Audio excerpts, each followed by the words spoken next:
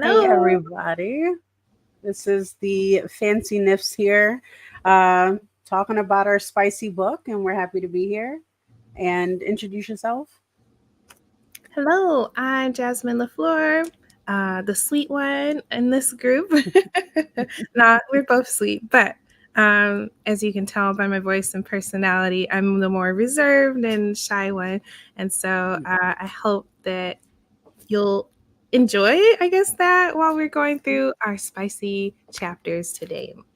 Definitely, and of course, I'm Jazz, the Jazelle Lord, the spicy nymph, I guess you could say, because as we discussed last time, I don't really care about the romance part. I'm here for the dark romance part. So, of course, we're going to get both of our perceptions on each point of view of the books and describe it. And I'm happy to share this little bit about ourselves with everybody. Yeah. And of course, we're going to be talking about the book. The Never King, which is a spicy retelling of Peter Pan. Everybody's aged up, spicy, saucy, and everything nice. Uh, and of course, before we even get fully started, I do want to make sure that our discussion is going to be having triggers in it.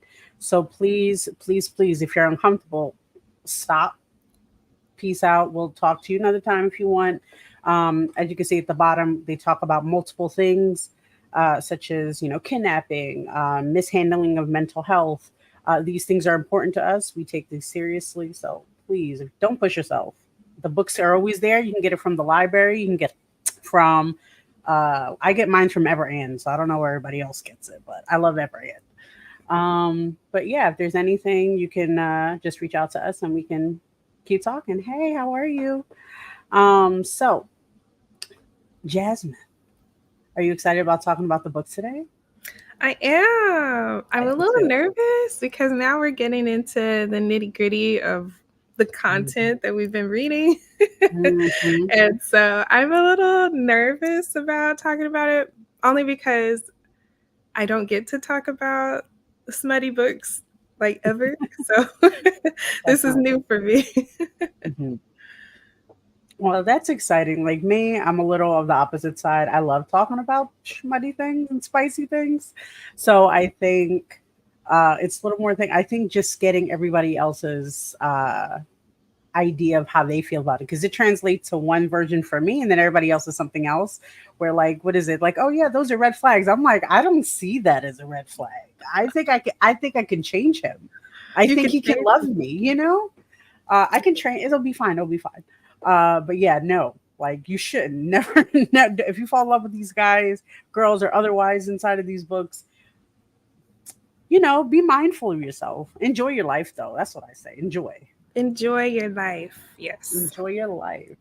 So I guess I would love to start just getting, I believe we're going to be trying to do what, chapters 1 to 10, possibly up to 15, depending on how far we get today. Um, of course, we're going to be starting with the whole Winnie is our main character, the main female character. Uh, Definitely. Jesus He's says a he's good a man, good man, Savannah.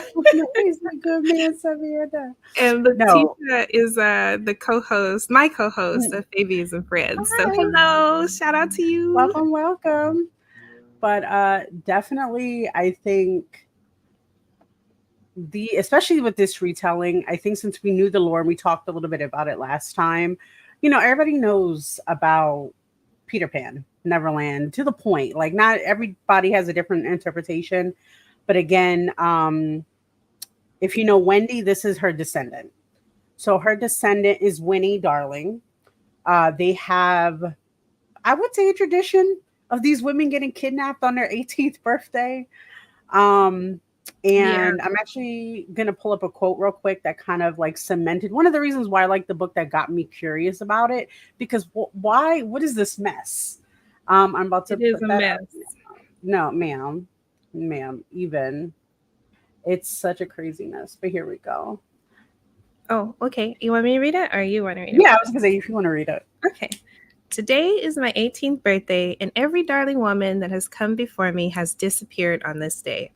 Some are gone a day, others a week or a month, but they always return broken, with a varying degree.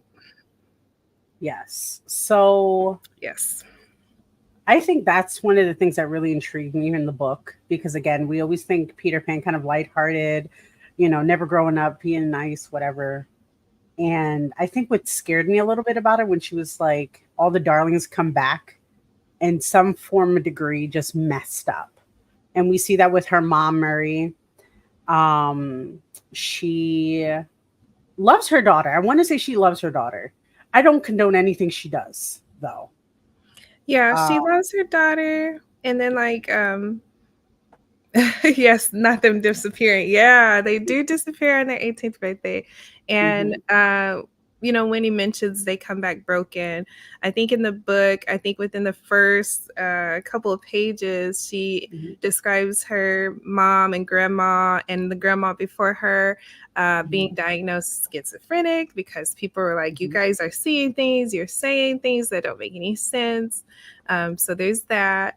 Um, Her mom hired like a shaman to like write all these runes and spells all over the house. I mean, all kinds of extreme measures to like make sure that this boogeyman wasn't going to come for her daughter.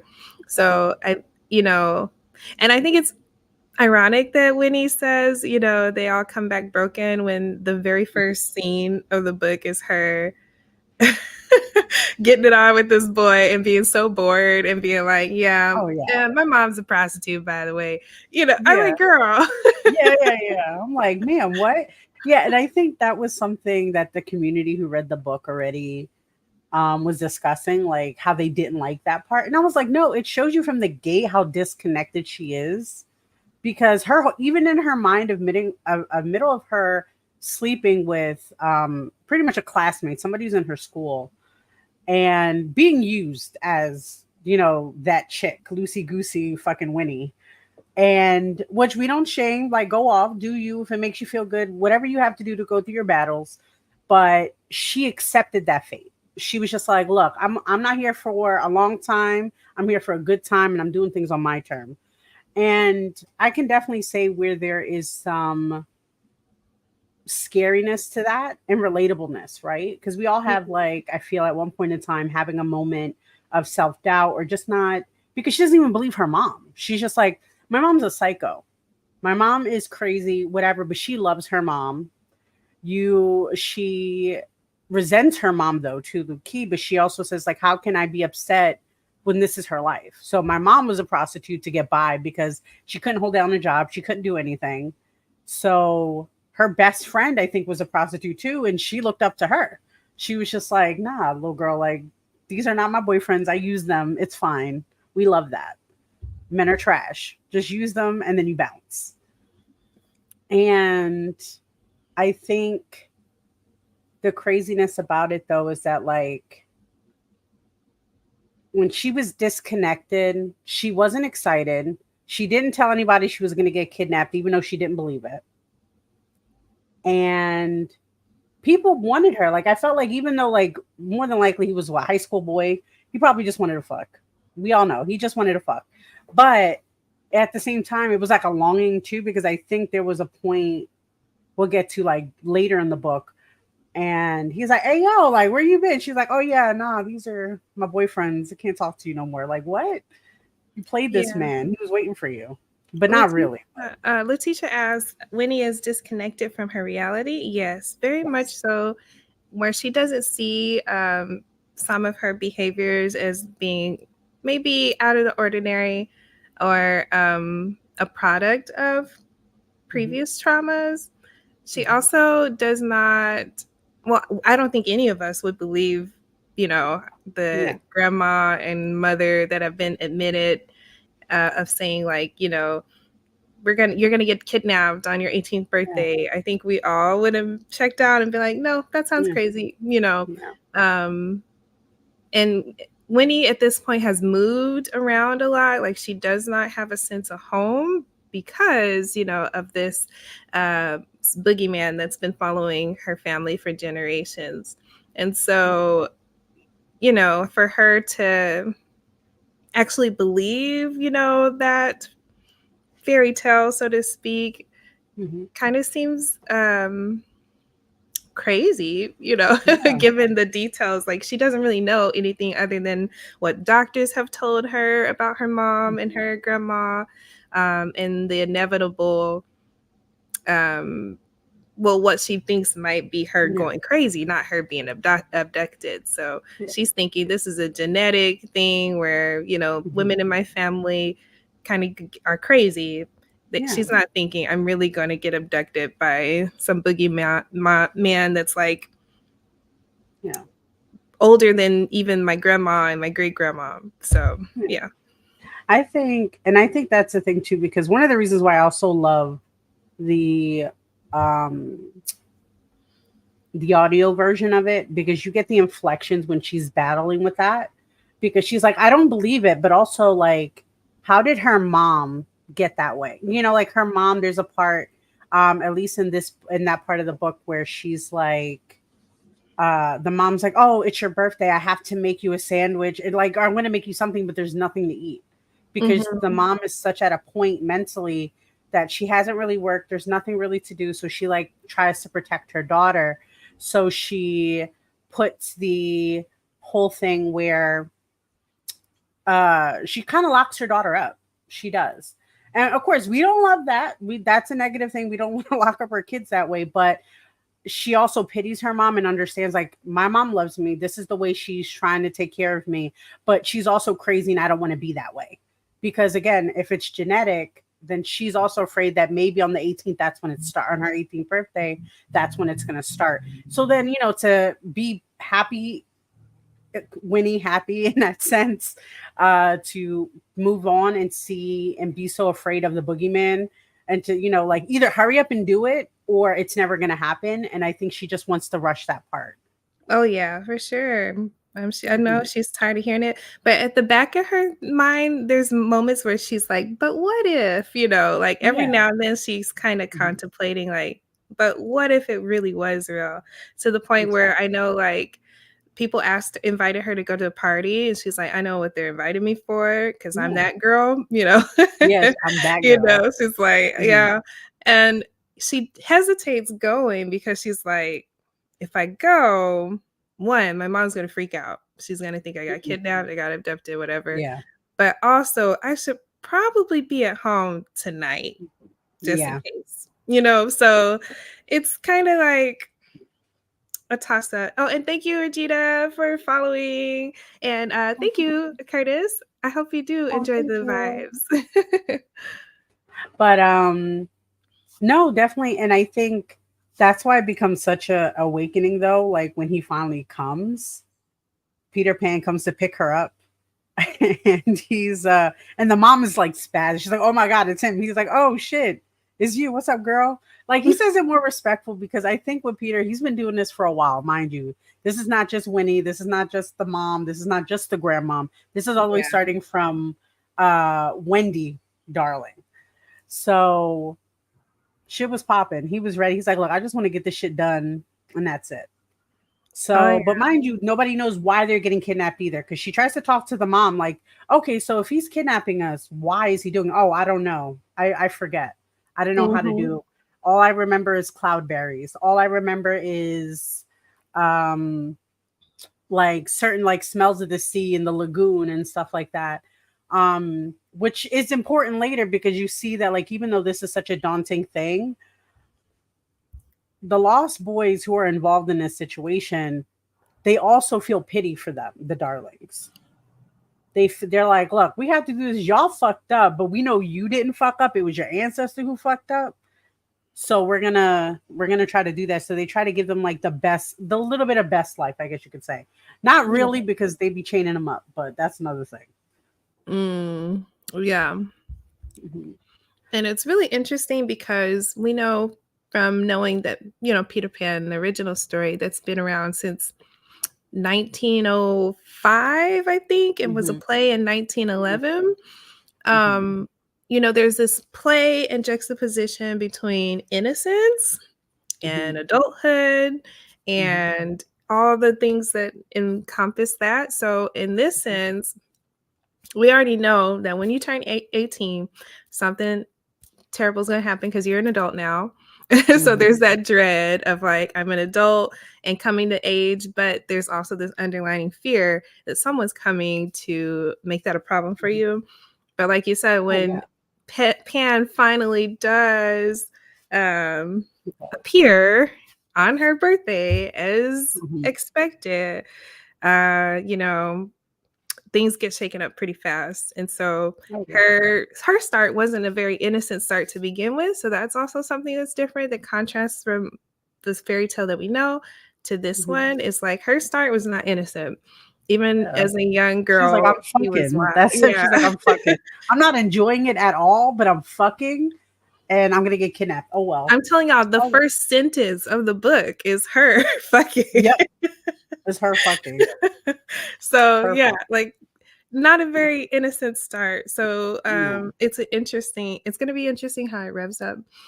Them Yeah. both still represent a kiss to me. Oh, that's so Oh, it's sweet. so cute. It's I very love that. sweet. I wonder what Peter in this Peter would think about that. Yeah. Look, honestly, probably put it on his penis. Like, kiss this. He's like, you can kiss this, Wendy. Like, or what, bitch? He's a No, menace. Yeah, he's a menace. he is a menace. So, And then the yeah. thing is, like, ugh. Go ahead. But yeah, that's where we're at the beginning of the book, first chapter. Well, Peter comes in, kicks down the door. He doesn't literally kick down the door, but he arrives on her birthday in the midst of her mom, you know, being in her trance of fear and anxiety. Yeah, he shows up and he's so nonchalant about it. He's just like, "Hey, good to see you. You look good. Time to go." Yeah. Yeah. I like because he's also like, wow, that's crazy. You guys are living like shit. That's crazy. Yeah. He's such like, an wow, it's crazy. asshole. He is an asshole, but then like he has this moments of humility or whatever, or compassion, where he just booms to the mom, whatever, kidnaps Winnie, has under his arm. He's just smoking a cigarette, and he's just like, wow, she's weak as hell. What's going on with this? Are you sick? And like in his mind, he's not saying anything to her, but he's just like holding her and like, wow, there's something wrong. But there's also something wrong with him, which we're going to figure out later on in the book. So that's another reason why they're so determined to get the descendants so they can figure out their situation, because they're the only one with the key, and she doesn't know. None of the darlings remember, so they'll figure it out. Oh, Letitia, that's great. Letitia says that's something interesting because the innocence of a girl's youth is often from a man's imagination and not from someone's actual experience of girlhood, which is so much more of a mess than many people like to believe. Exactly. And that's very, very true. Oh, definitely. Very true. There's so much perceived, I don't know, polish when you're a girl, especially if you look a certain way. Oh yeah. Yeah. Especially in these books. Oh, Certain yeah. books. Yeah. The amount of silver hair, brown hair, gold eyes, da da da da da. I'm like, shut up. Like literally, I told you one of the things I don't hate these books. I understand a lot of them are predominantly white characters, right? I understand that. I personally can't imagine that. So once I see fan art or cover art from the author themselves, it ruins it for me if they're not the way I want them to look. So I refuse because in my mind, I'm building them as somebody who I can more relate to. But it's one of those situations though, when they're on their way to Neverland now. What's the first thing he does? I think he just like goes to the treehouse. Yeah, because he kind of surveys their condition for a second and considers it, and he's like, "Yeah, that's shit." Like, anyway, I have things to do, and so he takes her. Yeah, he does not. He gets there, and I feel like, if I'm correct, like everyone's busy. There's a lot going on outside of where he brings Wendy. Yeah. Well, that's the thing too, is like nobody really cares. Like if they're in the human world or like I guess Winnie's world, nobody pays attention because that they know that the mom's crazy in the neighborhood, and they know that both of them are loose. You know that they're fucking everybody. Yeah. So they don't care. They don't give a shit about them. And again, lack of community, because these are people literally crying for help and nobody cares. Yes. Um, but when he brings her over to Neverland, I think they still stay with the tradition of like second star to the left or right or whatever. They still go through that whole thing, but then we Mhm. start realizing that Pan is weaker, and he's just like, "Ah, I'm so tired. I have to get this done sooner." Salud. Mhm. I have to get this done sooner. I have to get this done. I'm tired of being here. All of a sudden, we're realizing as the reader the urgency of what he's doing. He's like, I gotta get this shit done. Until when he gets to Neverland, it's busy there too. Because mind you, if you know anything about Neverland from any past lore or media, that it's a busy island. So you have, I personally feel like the Hook movie really represents my idea of what that whole island looks like, at least that one part. It's Mhm. busy. There's pirates on one side, there's Pan's people on the other. Nobody's crossing unless they're selling wares or something.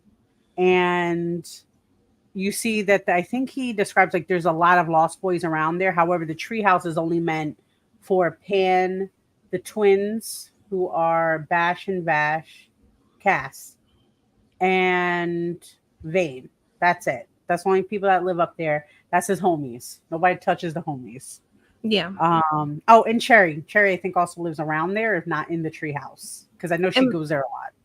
and mind you, the dynamic of the Lost Boys and Cherry, who's random, but at this point Yeah. it is random. You'll get to know her later. Mhm. But Lost Boys are essentially Peter Pan's court. Yeah. So it's not this relationship of a band of boys that are just roughhousing and Hmm. being very carefree. No, Peter is about his business. He has an agenda. He Hmm. has specific goals in mind, and Hmm. everyone around him has to fall in line. He's very Okay. authoritarian, but at the same time, they don't neglect that same feeling of adventure and danger that Pan loves in the original tales. Like he still wants to fight. He still wants to dominate something, Mhm. dominate is Mhm. a funny choice of words there, but Yeah. No, definitely. I think when it comes to, you still oh, here? sorry, I think my you froze a camera little keeps kind of bit. That's okay. popping in and out. I didn't want to cut you off in the middle of you talking because, like, you brought up a good point. I actually didn't even think about it being his court. That Mm-hmm. makes sense because only them are allowed there in the homestead, the castle, if you will, and everything else. And the same thing, like he's feared. The whole lot of them are feared. But Peter Pan is the king of Neverland.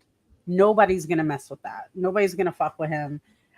We in a few chapters from now, we do see that where he was just like, I don't give a shit, rips a whole guy's heart out. We don't care. He doesn't care. He's like, and I'll do it again.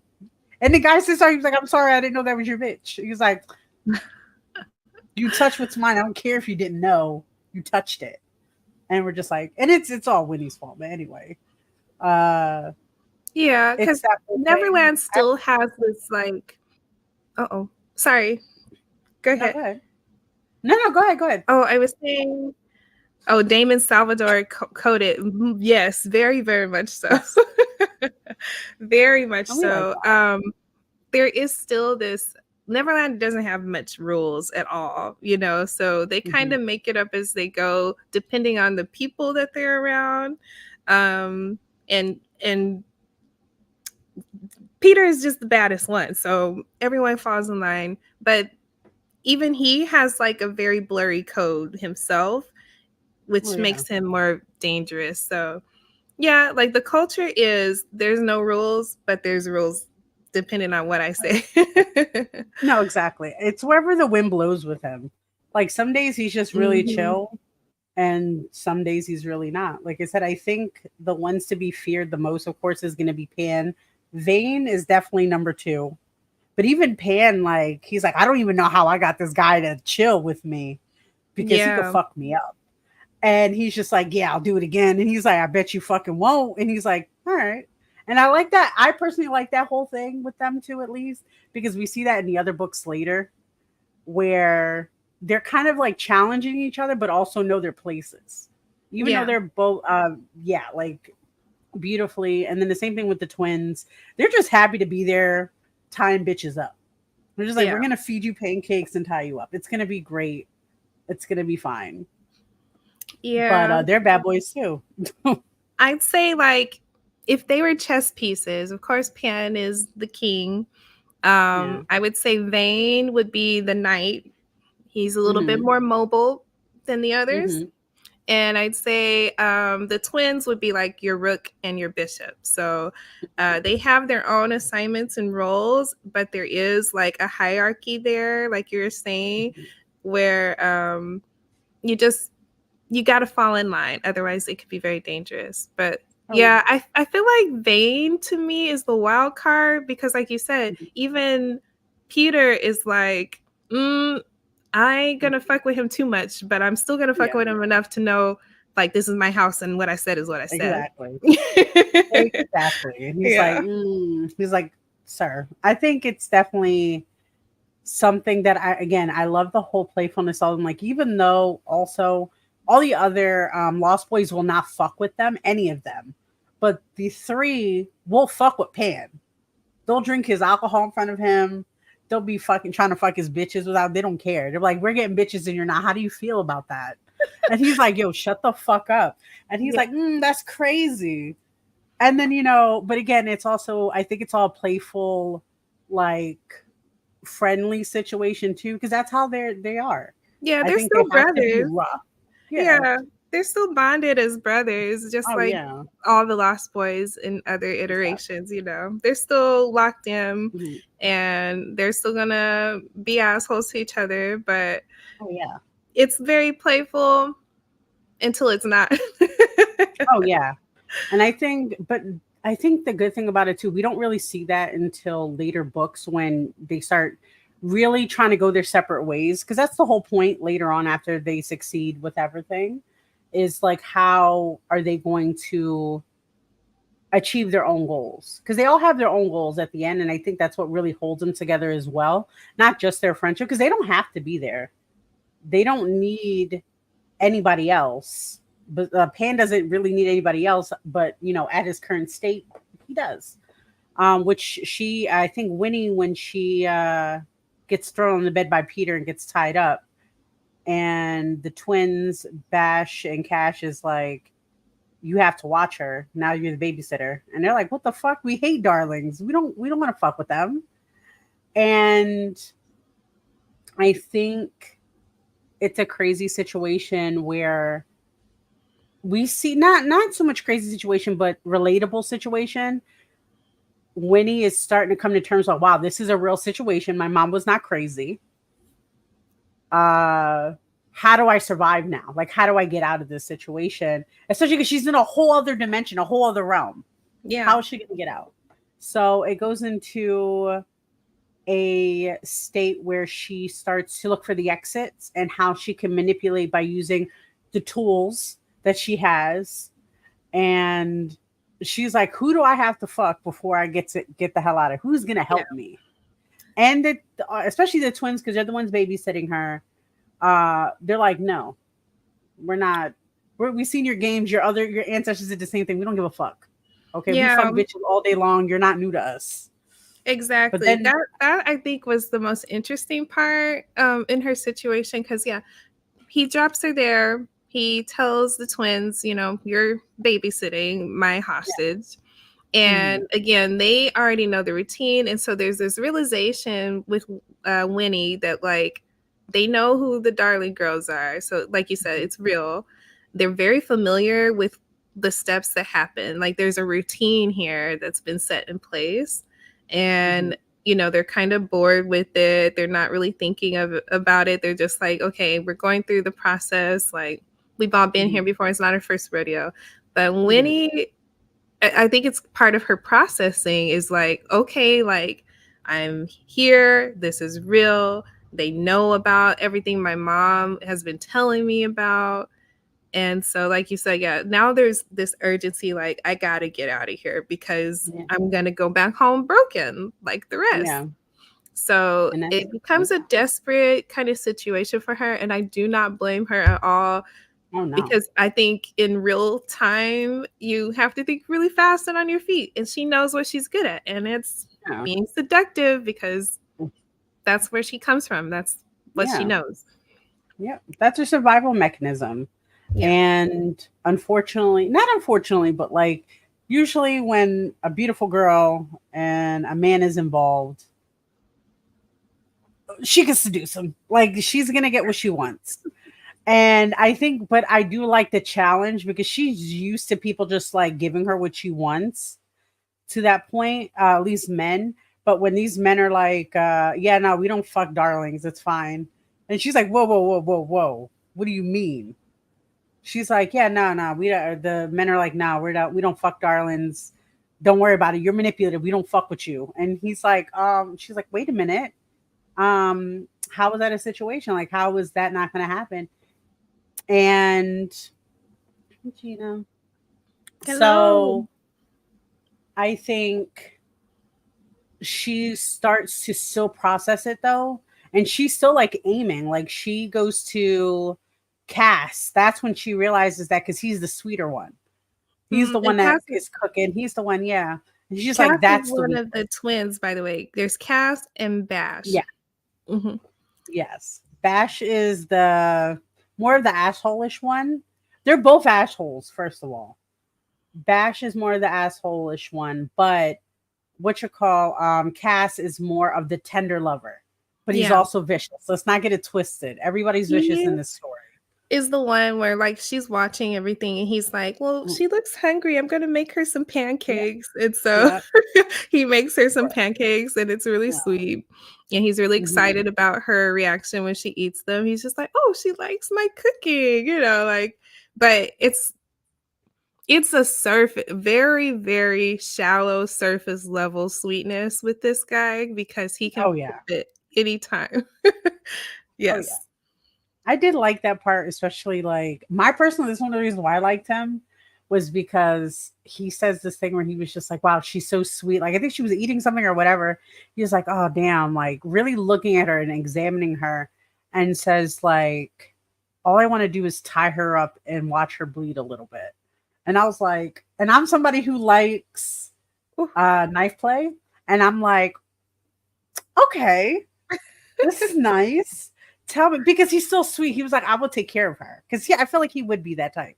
Oh, He yeah. would tie you up, make you bleed a little bit, make you cry, make your mascara run, and then he'll give you a bubble bath. And then feed you cloudberries. I want these I cloudberries. want cloudberries too, they sound so good. Yeah, and he was Yes. very into her eating them, by the way. Oh yeah. I think there's this quote I found. It was like, um, eating breakfast should not be so fucking sexy. Yeah, And because they were getting frustrated because they wanted to fuck her. And he was and like, she no, no, no, knew it. because yeah, oh, you should exactly. She was like, they were like, you Just need to like, chill the fuck out, bitch. Yeah, exactly. Licking it off her lips. And she's like, oh, am I making a mess? And he's like, yo, I want to wreck this bitch so hard. Is this the part I think where Vane comes in and he like spits in her mouth or something like that? I think that's when oh, that no, happens. that's later. That is later. I don't know. That's the Yeah, part I really like. it's later She because was it's desperate. okay, we have 30 minutes to get I up know. to that point. Yeah, let's go. We got it. We got it. I believe in us. So, But okay, so they have breakfast. She's using all the things that she needs to try to get in their heads about, okay, we want to fuck her, and she's like, mhm, well, as soon as I do, I'm going to manipulate that dude and get what I need mhm, to get and get out of here. So she's just she's hunty. She's on the hunt to see which one of them's the weakest, which one of them's mhm, got a break, how she can like mess with their little brotherhood that they got going. She's mhm, like, okay, well, if I can disrupt that, make some chaos here between all of them, like it's easy. I'm gonna get out of here. So mhm. yeah, she's surveying them and they're kind of just like, well, she's a plaything to them. Yeah. They're not really taking her seriously at this point, but they do see what she's doing. They're aware, Mm-hmm. but they're still kind of falling for it. It's Mm-hmm. very interesting. And I feel like they only are falling for it because Peter told them don't touch. Oh, definitely, because they're little brats. I They're think all of them are brats. fucking baby brats, all of them. But I think what also is good is that again, this goes. I feel like even though it's in a book, of course, the audio book really brings it out in their flexions and their tones, where they're like they're having their inner dialogue, where they're just like, she's different. There's something different about her. Like they're naturally more drawn to them. Where the mom, we figure out later, that they keep comparing the mom and the daughter. And they're just like, she's not like Mary. We're not really like, because they treated her like a sister, at least how I'm saying it now. We Yeah. find out later, differently later, but they treat her more like a sister because, again, they never fuck darlings. They haven't done anything since, so and so and so. And now you have this one who's like, yeah, let's fuck. And they're like, no, we're good. You don't work on us, and she's working on them, so that must be something different as well. Yes. And aware and don't care, yep. Don't And care. I did like that, though. I did like the fact that the inner dialogues between they have with Winnie trying to set up a plan. She's like, I want to find somebody. If it's not them, I'm going to find somebody else. I don't care. But then the dialogues of the men where they're just like, damn, like I want to fucking wreck her. Like I need to have that. But then he's like, oh, Pan says no. It's like, fuck Pan. I don't give a fuck about Pan. I'll fight him later. But then you realize, again, little brother arguments, because like when that shit hits the fan, they Let me scared. let me ask you this. Have you ever been in a situation where you're in a Mhm. friend group and you're Uh-huh. introduced to that person that is taboo, but Yeah. they kind of are flirty with everybody? Yeah. It makes for awkward interactions because you're like, I want to flirt with you Yeah. because you know how to flirt with me. Yeah. Well, But you're like trying not to step on anybody's toes. But at the same yeah. time, it's like nobody's claimed this person. Yeah. Like they're up for grabs. I don't give a shit what Peter Pan says. Or just like in the personal friend group, like unless somebody tells me you really can't or you shouldn't, maybe they did something horrible. I don't know, girl code, whatever, then maybe. Then maybe. Because I'm a natural flirt. I flirt without knowing I'm flirting. So I got to be checked sometimes. And I'm okay with that. I'm like, oops, I'm still gonna get excited. I'm And still excited. if I'm in the bunch, I'm aloof. I don't know until like 3 weeks from that point that Exactly. like, oh, I was flirting. No, Or they look. were flirting with me. I'm like, oh, damage is done. At this Yes. point, I don't know what to tell you. Yeah, it's like, oops, don't worry, it's just flirt, it's just flirt. But definitely. And I think that's why I also like, because it's relatable in the story, right? Mhm. Because taboo, like, ooh, okay. Technically, I would say like that's the, I don't know, connected to one of your exes. That's who she is, pretty much. And it's just like, Mm. how do we go above that? How do we continue? And I'm like, I don't care. I want to see it. I want to do all of it. Yeah, and it And makes then it I'll get in trouble. Then I get in trouble. right. It makes it so exciting when people tell you you can't. It's just Yeah, you just want the exactly. chase. You don't even want everything else. You just want to chase and have a good Yeah. time. Yeah. And I think that's such a like I think another reason why a lot of people love these type of books too, because it shows that more naturally. Like you could be flirtatious. There's no real repercussion if you're not doing anything. Just flirt, it's words, calm down. And that's in my opinion. Like I don't give a shit. I don't care. Like you can flirt when I have my partners, you can flirt with them. I don't care. They come home with me. They with me at the end of the day. You can buy them Everybody knows. drinks. Yeah, me and Carlos are big flirts and Yeah. separate. We don't flirt at the same like with the same person, but Yeah. separately we're very Yeah. flirtatious people. Uh, but like you said, it's like whatever. But Yeah. yeah, so there's that temptation. One of them breaks Of in the course. book. Yes, one of them Bash. breaks. Bash, the other Bash. brother, the mean brother. Yeah, the asshole one. We Yeah. love him though too because he's a little whiny boy. he has something to prove. You know, he sees Yeah. his brother getting all the attention from the darling because he was Yeah. sweet to her and he cooked for her and he's being attentive, and he's like, fuck that, I'm the better brother.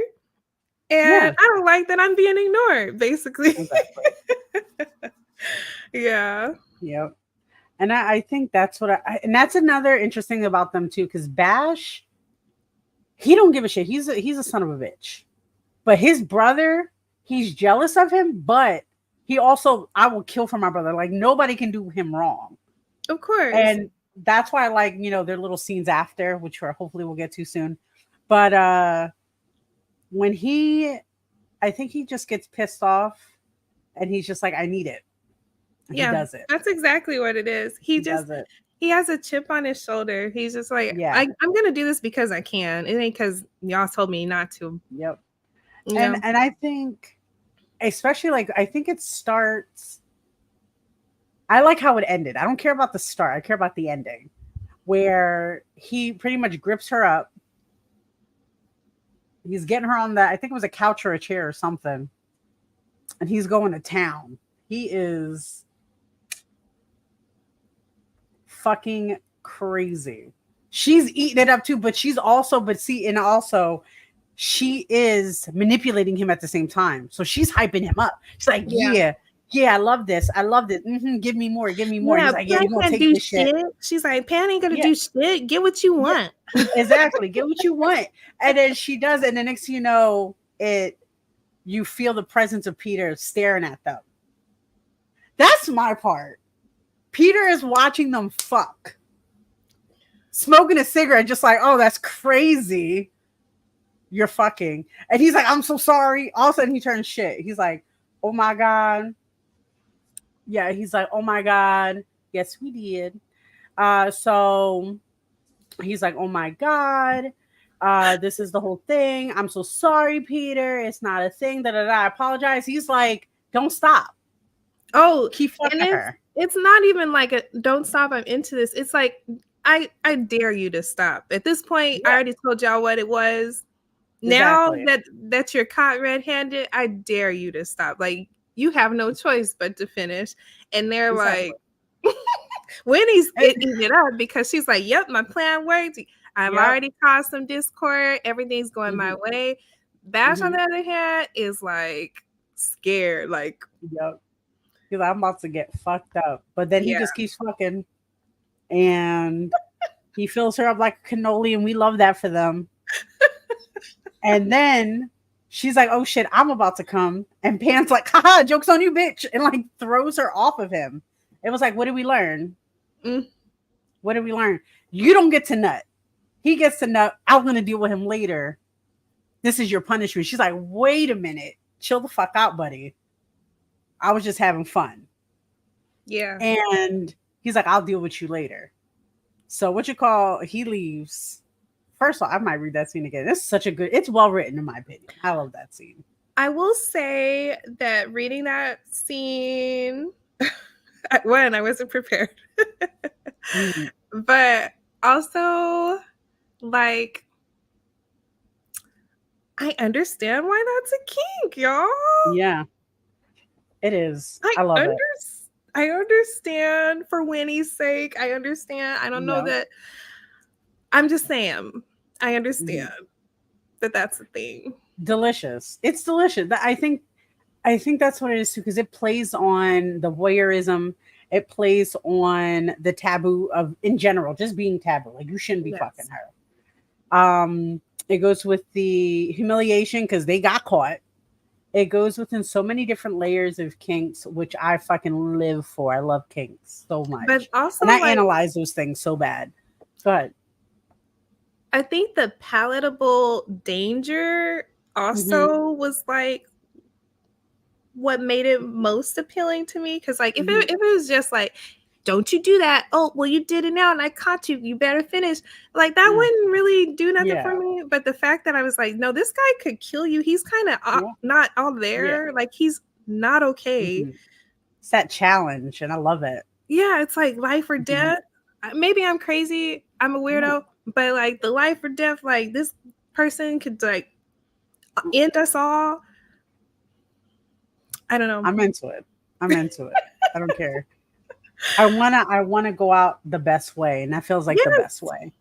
the best way. Especially, I don't know, like, because what he does after Bash leaves, she's trying to seduce Peter, and Peter's like, I'm not having that shit. I'm not having it. But what I'm gonna do is I'm going to how do I say this? Can I fuck it? He fingers her. Fuck.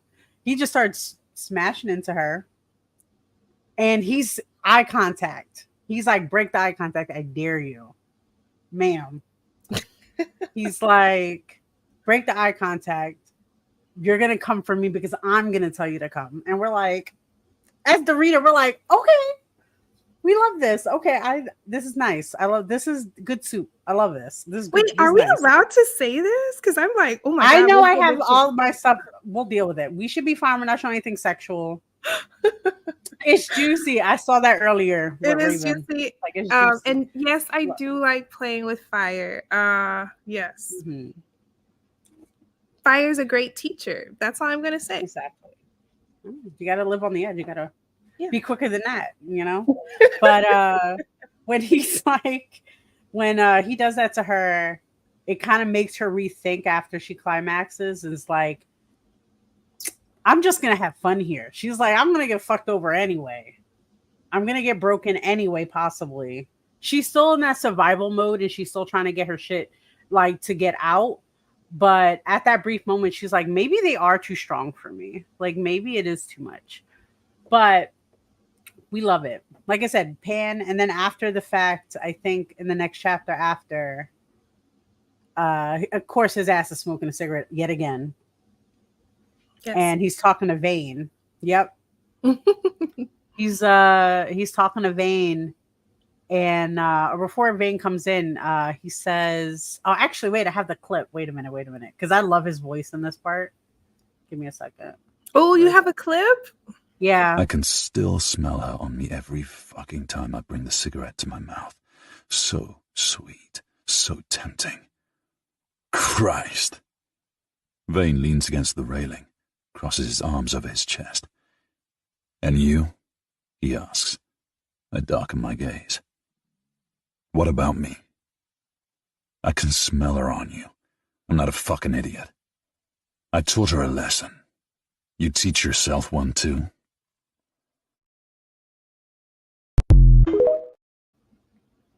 He taught her a lesson. We live for that. Lessons are very, very, yes, we need that. Sorry, I got distracted all of a sudden because I was thinking about that part. Sean Easton is so fucking good as Peter. Yes. So yeah, that was his conversation with Vane, who I said was like the knight.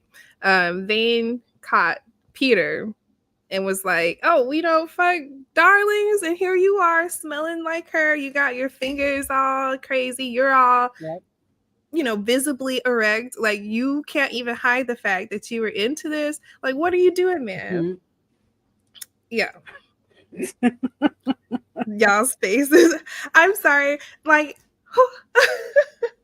honestly, we love it. I love every chapter where Peter reads, like, and we need a fuck counter every time he says fuck. We need a counter, like, we should in the chapters. I think I'll do that next episode. It's gonna be great because he says it a lot. Yeah, we'll count all the cigarettes. We'll count all the times that Peter says fuck. Yep. It'll be great. Mm-hmm. We love it. But I think what is it?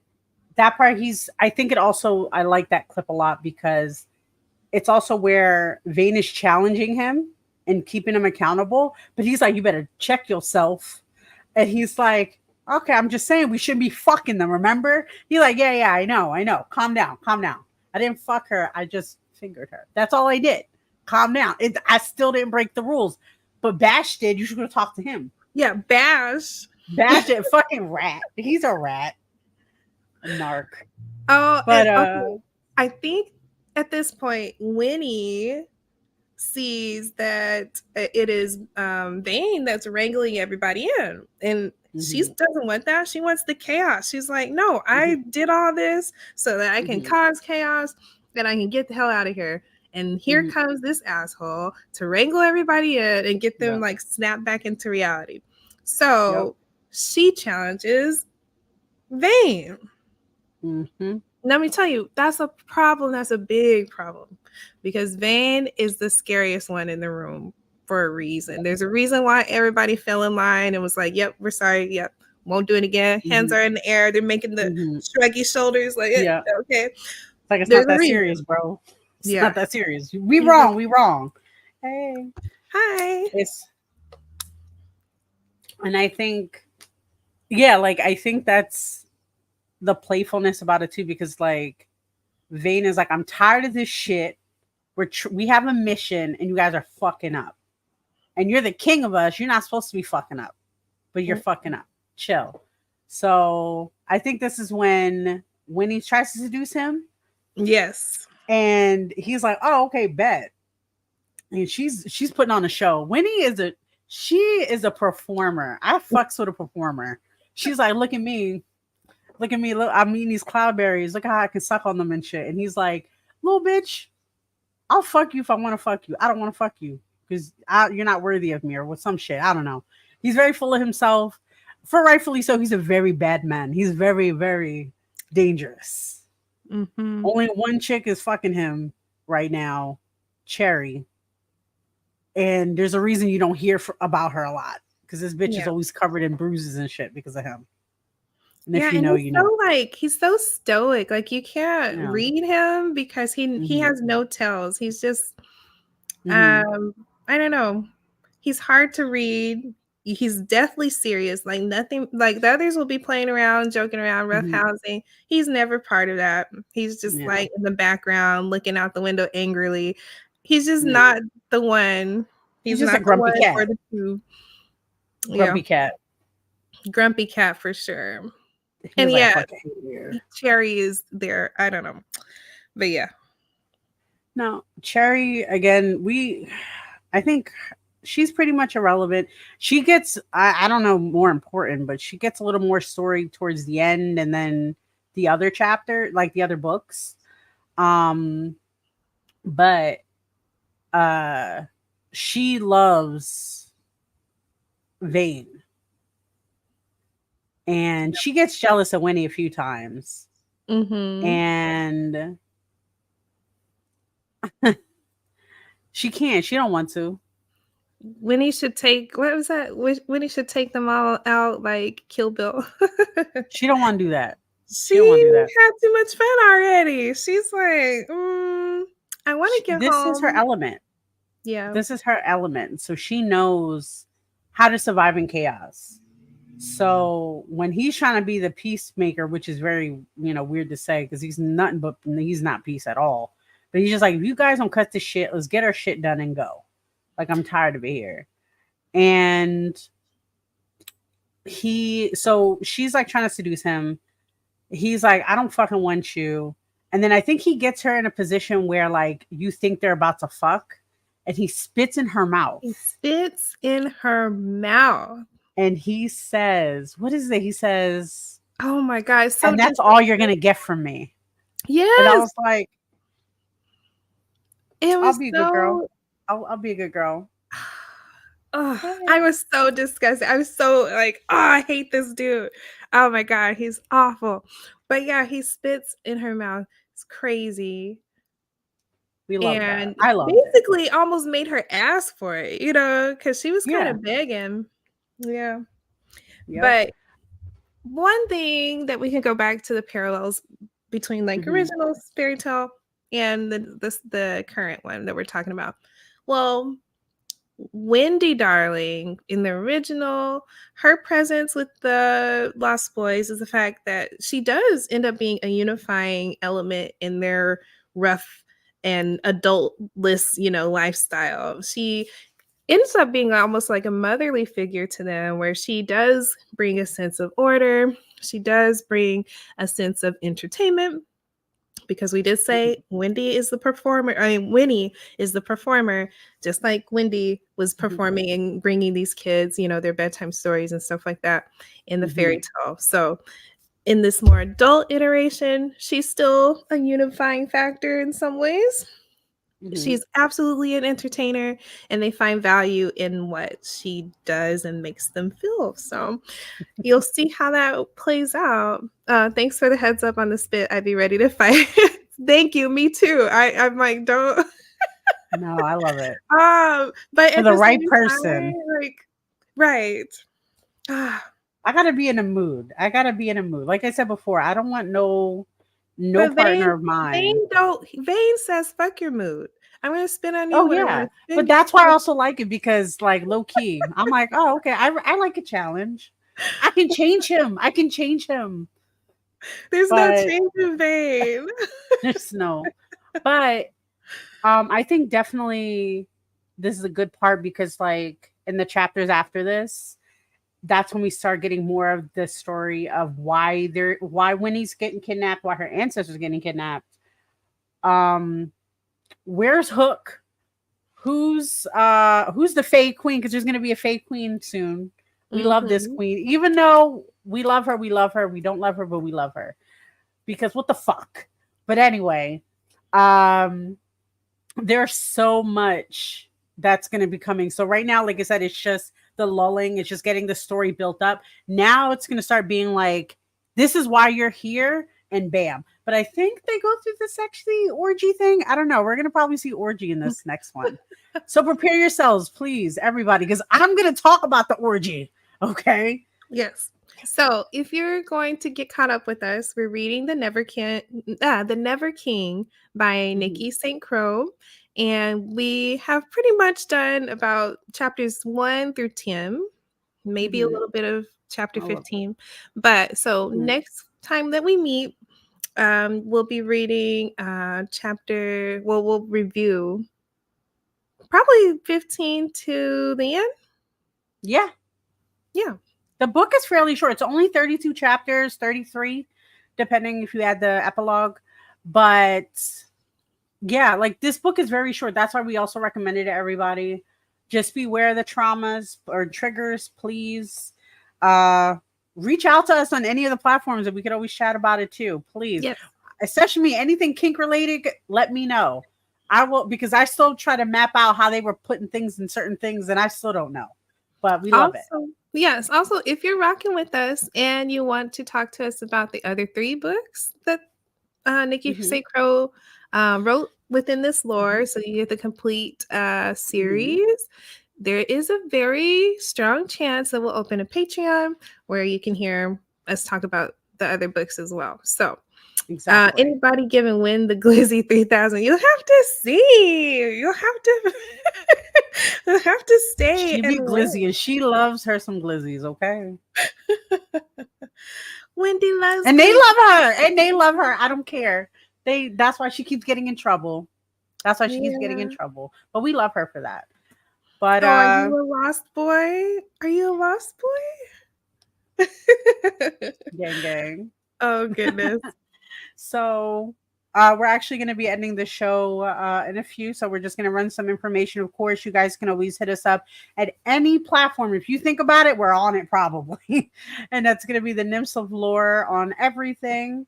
Of course, we have our awesome gang that is supporting us and everything like that, which is going to be the HNIC Network, and coming soon, the Unicorn Universe Network. Show them some loves, follow them, figure all that stuff out, because we're everywhere. And of course, Miss Jazz Queen, go ahead. Tell them where they can find you. Yes, you can find me on Facebook, Instagram at Black Fade Official. That's my PG, very family friendly thing. But I'm Halcyon Crow if you want to just see my regular content on IG. Or you can follow me on Facebook as Jasmine LaFleur. Also, I have a podcast with Letitia, who is here, called Fabies and Friends, where we have candid conversations with magical people. So I know our first episode, we talked with one of the writers from Castlevania Nocturne on Netflix. And my second episode is an author interview with Sabrina. There you go. From Allure of the Wilds is her debut novel that's done very well. So definitely have a listen, and you can listen on iHeart,